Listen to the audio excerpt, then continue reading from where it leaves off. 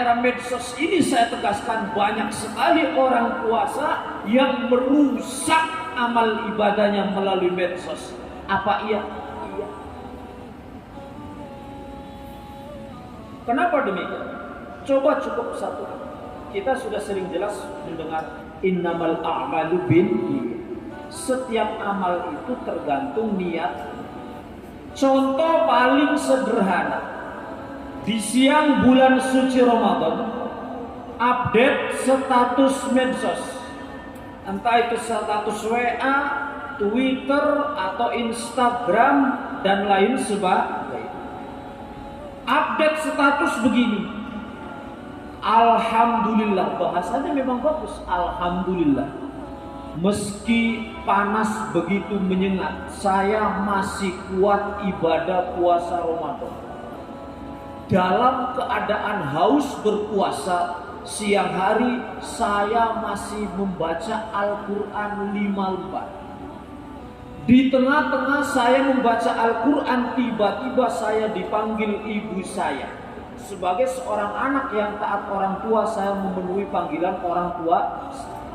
Ternyata oleh ibu saya diperintah untuk mengantarkan makanan atau sedekah untuk fakir miskin. Berapa kebaikan yang disebutkan? Update bikin status. Siang bolong alhamdulillah bisa berpuasa. Siang bolong alhamdulillah dalam keadaan haus dahaga masih bisa baca Al-Quran. Dalam keadaan baca Al-Quran saya mentaati perintah ibu saya. Dan saya mengantarkan makanan atau sedekah kepada fakir miskin.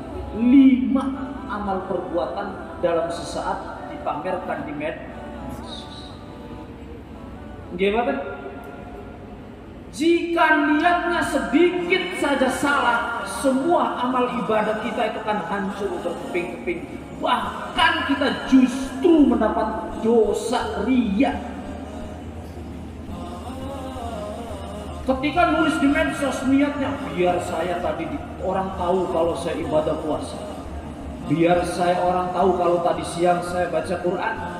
Biar tahu kalau tadi saya itu mentaati perintah ibu saya.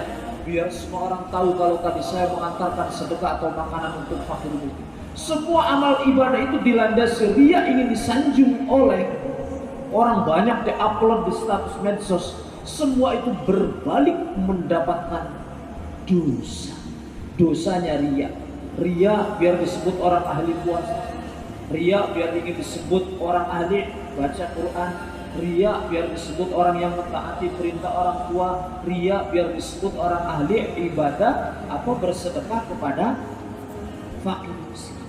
Inilah perlunya. Kita harus selalu waspada, menjaga tadi sesuai tema kita, menjaga amal ibadah di era medsos. Setan menggoda manusia itu sangat gampang. Baca Quran yang asalnya ibadah bisa berbalik menjadi dosa karena dibalikkannya. Betul apa betul? Tak kasih contoh lagi. Dari siang kita sudah berniat, nanti malam saya mau taraweh di Masjid Raya Baitur Rahman lillahi ta'ala. Begitu selepas berbuka puasa, lihat tetangganya pada di teras rumah. Saya nanti keluar masjid harus bawa sorban atau sejadah di sini. Biar tetangga saya itu tahu kalau saya pergi di masjid, biar mereka memuji saya orang yang ahli ibadah ke masjid. Niat yang semula bagus berbalik menjadi dosa riya. Itu contoh paling sedikit. Lantas bagaimana untuk melindungi amal kita di era medsos ini? 2 jurus yang saya tawarkan. Pertama, merahasiakan amal kita yang kaitannya dengan Allah Subhanahu wa ta'ala. Dan yang kedua, merahasiakan kebaikan atau amal ibadah kita yang berkaitan dengan manusia. Puasa itu kaitannya dengan Allah. Sedekah itu kepedulian sosial. Dirahasiakan. Kalau semua berbagai macam amal kebaikan sanggup kita rahasiakan, maka insya Allah kita selamat dari godaan setan yang berupa riya. Pengen contoh lain? Gampang. Malam Ramadan sudah pertengahan. Padahal kita 1 tahun menunggu-nunggu. Sebelum Ramadan saja kita sudah berdoa. Gimana? Allahumma ballighir Ramadan, sampaikanlah Ramadan. Begitu di tengah bulan Ramadan, asalnya tujuannya baik. Bismillah. Selepas tarawih dalam hatinya sudah niat, nanti malam saya akan bangun tengah malam untuk sholat tahajud. Pasang alarm, alarmnya bunyi, HP-nya tuing. Sekarang sudah alarm HP semua ya. Zaman dulu kan pakainya jam beker. Sekarang sudah pakainya alarm. Zaman dulu orang di kampung-kampung muter pakainya bambu koprek, tung prek. Sekarang pakainya sound system sambil nyanyi dangdut dia sekalian itu. Tengah malam yang niatnya tahajud pas tengah malam bangun, setan berbisik,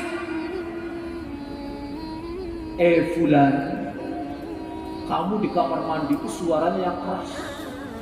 Biar tetanggamu tuh ngerti kamu lagi berwudu mau ibadah. Setan itu berbisik. Terus hatinya ia dikeraskan, nyaut airnya kalau pakai bak mandi atau keran, wudunya wah biar tetangga ini kedengaran kalau saya sedang wudu malam. Cukupkah sampai di tidak? Sudah menghadap kiblat, mau Allahu Akbar, mau sholat tahajud, setan masih berbisik lagi. Fulan, lampu itu ruanganmu nyala no. Ben tetanggamu ngerti kowe qiyamul lail ibadah tengah malam, tadi ada suara di kamar mandi, sekarang lampunya nyala, berarti tanda ibadah. Mau takbir lagi, setan masih membisiki lagi. Gorgenmu bukan, ben tetanggamu ngerti kowe lagi sholat tahajud. Hebat kan setan? Hebat. Asalnya sudah niat dari sore, diniati nanti malam tahajud. Sudah dipaksa-paksakan pasang alarm. Yang biasanya pengantin baru tiap malam masih tidur kelongan bojone, malam Ramadan maaf adinda sayang kau tinggalkan dulu. Pas segiliran wudu tahajud apa us madep kiblat, setan masih berbisik, gejala riak datang. Cukupkah sampai tidak? Sudah selesai sholat tahajud orang rakaat tok wis dipamerna tanggane gordene dibuka, update status. Halus setan. Alhamdulillah sudah bisa, alhamdulillah di bahasanya halus. Alhamdulillah diberi nikmat oleh Allah masih bisa sholat tahajud. Bahasanya alhamdulillah diberi nikmat oleh Allah sholat. Padahal kalau dalam hatinya itu biar ingin disanjung dan dipuja, itulah yang ingin dinamakan ria, dosa. Beda kalau begitu update status. Alhamdulillah tadi baca Quran 3 halaman.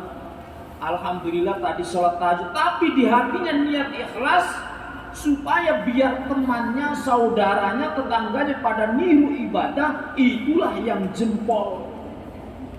Dengan niat kita mengajak tetapi sulit rasanya jika orang menuliskan berbagai amal kebaikan itu dengan tujuan mengajak, alias tidak pamer.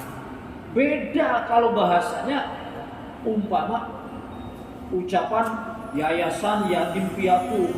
Begitu yayasan yatim piatu mengadakan santunan terus diviralkan, itu beda. Itu sebagai bentuk laporan kepada masyarakat bahwa donasinya sudah disampaikan kepada yang berhak. Sekaligus yayasan yatim piatu itu memberi contoh kepada masyarakat agar mendistribusikan sedekah zakatnya kemudian disalurkan kepada yang gampang tuh cara setan goda manusia ini. Kenapa demikian? Karena kita semua sudah mengerti inilah diantara fungsinya ibadah puasa. Inna syaitana yajri min ibni Adam majratan. Setan itu berjalan menggoda manusia itu di sel-sel darah. Maka fadayyiqu majrahu bisyam. Persempitlah gerak, longgar tempat bergeraknya setan itu dengan cara berpuasa. Semakin kita cara berpuasa, sering berpuasa, maka gerak setan semakin terbatas.